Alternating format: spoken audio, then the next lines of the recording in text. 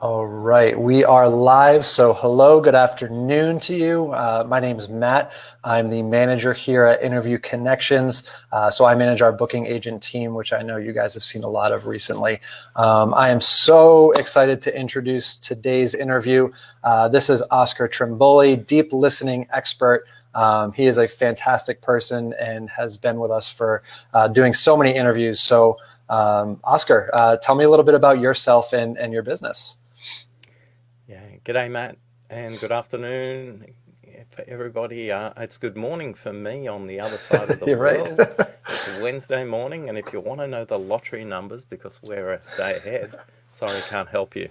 And I'm on a quest to create 100 million deep listeners in the world, and the irony of that is I thought I could do that by listening, and what I realized is I had to get out there and speak. Mhm. So for me, podcast guesting is an always on strategy for me that forms a connection not just with the people I know, but the people I don't know as well. So, podcast strategy has helped me grow the relationships with people who already know me by sharing interviews I've done, and they can hear different things because every podcast interview is different. Mhm. But more importantly, when you're on a quest to create 100 million deep listeners in the world, you can't just do it from Australia.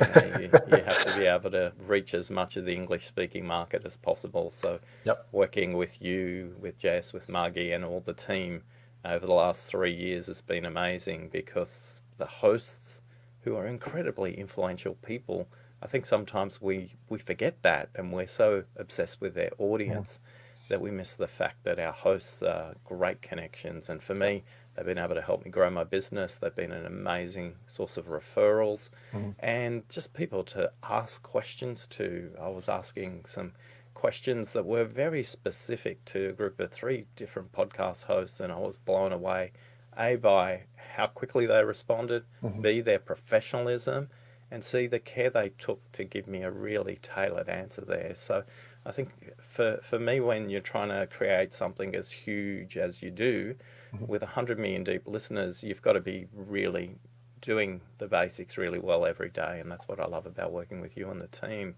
Yep. They stand for excellence. And, I know that if I get introduced to somebody, it's going to be an interview worth doing. Yeah, and I mean, we were just talking about our core values before we went live, excellence being one of them. And I preach to our clients all the time. You will get results from the listeners. I often say you'll get the best results from the hosts and the connections that you make. Now, obviously, you already just touched on your goal, and it's a big one, right? So, who's your target audience in terms of podcasting? Is it just kind of everyone? Who qualifies as being someone that you want to convert into a deep listener? This is a great example of the importance of doing the calls with the team. And in the early days with me and Jess, and when I say, 100 million deep listeners in the world, it's everybody, and Yep. it's like Jess would say, no, it's not. Let's be clear on who it is. And she was absolutely right. So for Mhm. me, it's leaders inside large complex corporate systems. These Mhm. leaders struggling. They're in back to back meetings all day. They've tried everything to improve the way they communicate, but they haven't thought about how to listen. And Mhm. most of the chaos, confusion, and conflict in the workplace comes about from a lack of listening. So when I think about 100 million, it's really narrow. The kind of audience I'm dealing with is probably maybe 1,000 people when I Mhm. talk about leaders in complex corporate systems. Right. So it's very, very narrow, but the influence they have on 100 million is huge. So Mhm. my journey has been going from looking at the world through a camera lens that was really wide and blurry and let all the light in, and it wasn't really focused, it wasn't Right. making the impact it could. But once I zoomed in and narrowed the focus on that lens and Mhm. just got really specific, ironically, the opportunity exploded from there.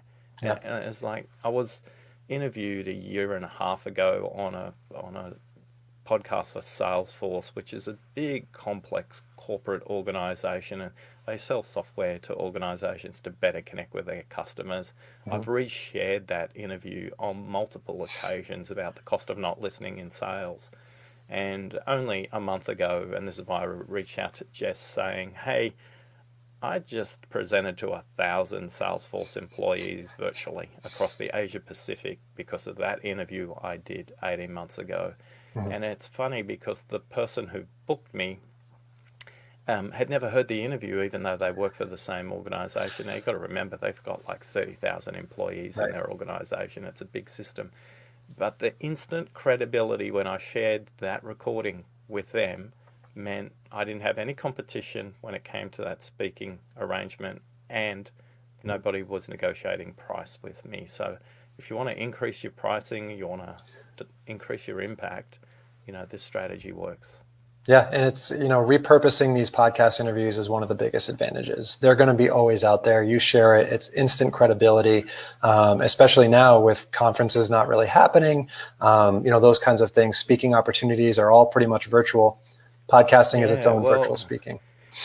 everybody says conferences aren't happening. Like for me, my experience is the opposite. Well, probably because of the always on podcasting strategy, Right. probably because people can hear me before they want to book me. Mhm. I'm actually speaking in many more places.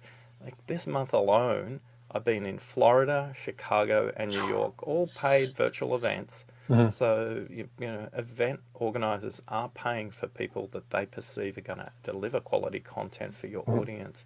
And like a month and a half ago, I was on a discussion with somebody in Chicago who runs entrepreneurs mastermind group, and they'd been just like, Oscar, whichever podcast I listened to, you were on. It's like I couldn't escape.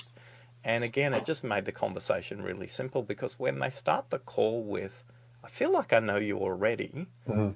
It's it's huge. podcasting alone that creates that intimacy. Yeah, Mhm. having a file or a graphic on a social media is going to get you a little bit of a sugar hit. But if Mhm. you want to build a long-term place inside their mind, it's podcasting. It's long-form content. The other thing I would say is some of the earliest interviews I've done, people are still coming back to me. Yep. Um, for me, podcast guesting is like the gunpowder for SEO. Mhm. It's like explodes this beautiful trail. I got an interview with a major financial magazine in the Asia Pacific just before Christmas Mhm. last year. And I asked the person who was writing the article, "How did you find out about me?" And they said, "Well, when I put the search term in, I couldn't get anywhere past all your interviews were popping up." And I think one thing people don't realize is Google indexes everything that's in a podcast, every Mhm. single word. So if you're on a podcast talking about your topic, Google's going to preference those things in search terms. And for me, that wasn't something I was expecting Right. coming in. But for me, that's why I say it's a marathon. It's Mhm. not a sprint for me. I'm always like, "Oh, I'm so jealous. They got an ROI in the first 30 days and they got a big sale." For me, it's just been really consistent. My Mhm. pricing has been able to go up consistently. My reach around the world has been able to grow exponentially. And I think for me, if there's one message I love to share with everybody, if you're like me and I'm literally a marathon runner and you're committed to doing a little bit better each day, this is the strategy for you. And if you're not and you want a quick fix and instant results and you just think that it's a magic pudding, it's probably not the strategy for you either. It's absolutely right. And it's why we work with our clients now for a year. Like we know it's a long-term strategy. You need to get out there consistently. I love just hearing that even your first interviews that you did, you're still getting response. I mean, even myself, I'm listening to backlogs of interviews from 2018, 2000, you know what I mean? These are for a few years old that I'm still catching up on because I'm finding new shows. I'm checking out old episodes. So I mentioned on my interview yesterday, like these podcasts, as long as there's an internet, they're going to pretty much be out there forever. You know what I mean? So it's one of the huge advantages there.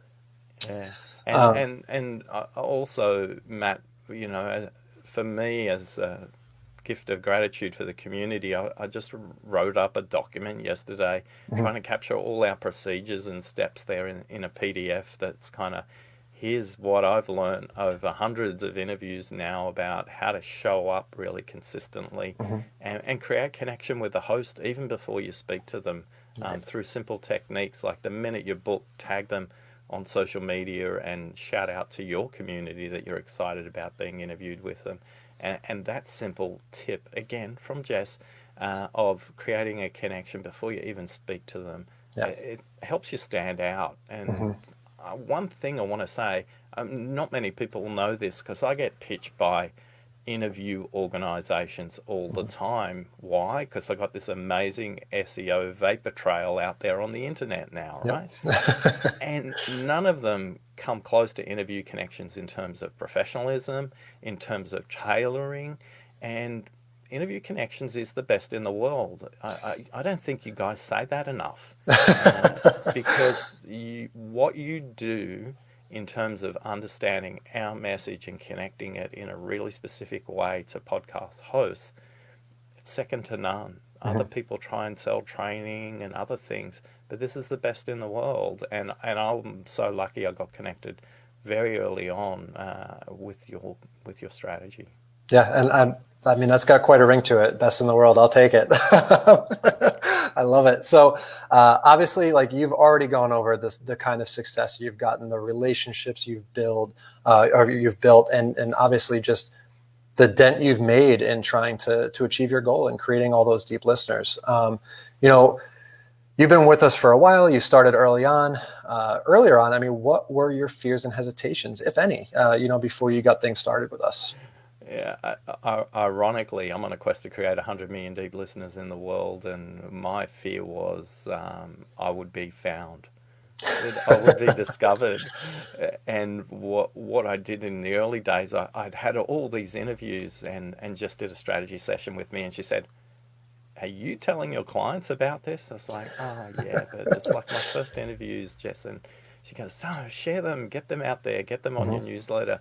So I think for me, it was being seen was my fear. Like, I know I do great work one-on-one in group settings and from the stage, but it's like, it feels like podcasting is the next level of exposure. Yep. And for me, it was being seen. So once I got over myself and realized that if it's to serve my purpose, 100 million deep listeners in the world, it's all about them. And as long as I have my attention out on them and not on me, it's easy to do, because that's the purpose I'm here for. Yeah, and it's funny all the time. We've got a client who's like, "I've never done an interview before. Like, please put me on something really small. Like, I want to get my feet wet." It's really, you just got to jump in, and you just, a cold pool, you just got to jump in and get over it, because then it's not so cold once you're in there, right? So it's and I think the other thing I didn't mention earlier on, and this is again just a weird connection. So my target audience is not in-house legal counsels, right? The lawyers that work in corporate organizations.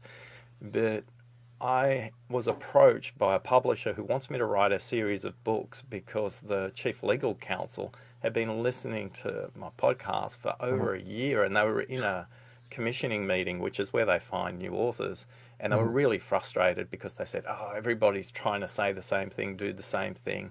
And she's apparently a card-carrying member of the introvert community, so when she speaks up, people kind of pay attention. And she said, "Oh, I've been listening to this guy on these podcasts. I think we should have a chat to him." And yeah, I'm in the middle of negotiation with a global publishing company now about 3 books. It's like, all because of podcast guesting. That would not have happened because I wouldn't speak at legal events. I wouldn't target lawyers. But it's that the great thing about a podcast is it's so intimate. It's in between people's ears, and they love telling other people about it. That's not true of a newsletter. That's not true of a blog post. That's not necessarily true of other formats and mediums. But I think with a podcast, it's really easy for people to know how to talk about you because you've spent 30 minutes with them. Yeah, that's it. And I mean, you mentioned the connection you create before and the connection that lasts after too, which is just one of the many benefits. Now, obviously, you have been very passionate about, why you're glad you got in with us and the work that we've done for you. What would you say for anyone who's on the edge and considering taking the leap with us as well? I think you guys did a really good job in talking about values today. So I spend a lot of time with clients talking about values. Make sure you're a match on values. Make sure if you're on the edge to have the consult call, Because one thing I know about interview connections, and I've referred a number of people to your organization, and so I know this is true. If it's not a good match, the team will tell you. This isn't for everybody, but they are world class and they want to take the time to make sure that you're a raving advocate for them, like I am, because it is a good match. I remember referring one lady to them, and they went through the process with them, and the reality was they wanted a paid media strategy. They did not want this long-term approach there. And they agreed that it wasn't a good fit. So just have the 30-minute consult call and figure out if you're a match. It's a date at that point, not a marriage. So, if you like dating, then just go and have some fun and go and learn something. But this is a commitment the team is going to make to you for the long term, well beyond your 48 interviews or whatever you do in your first year. They're committed to getting your message to the right people in the best way and the most professional way possible. So just book the consult call. There's nothing to lose. That's absolutely it. You're not wrong at all, Oscar. And yeah, we don't want to set you up for failure. We don't want to set ourselves up for failure. So that's definitely accurate. Like if it's not a fit, it's not a fit. But hop on that call, find out, see how we can help you, if at all. And if it's a fit, then let's work some magic together and get you on some great shows. So that was honestly fantastic, Oscar. Thank you so much for taking the time so early in the morning over there in Australia. Any parting words before I close things off for us? Now, parting words, discover your unique greatness and share it with the world. And this is the platform to do it on. I love it. Absolutely love it. So guys, thank you so much. Do be sure to remember to visit interviewconnections.com/start now so that you can sign up and be our next Oscar. Connect with your concierge, Sam, Kelly, or Aaron. Make sure you schedule that call. Let's see if this is a fit. Let's see if we can help you. And just remember, tonight, Tuesday night at midnight, the cart closes. So now's your chance. Let's give it a shot. And let's work together and get you out there and get your message out there as well. So Oscar, again, thank you so much. Thank you for watching. And everyone enjoy your day. And we're looking forward to working together. Thanks for listening. Thanks.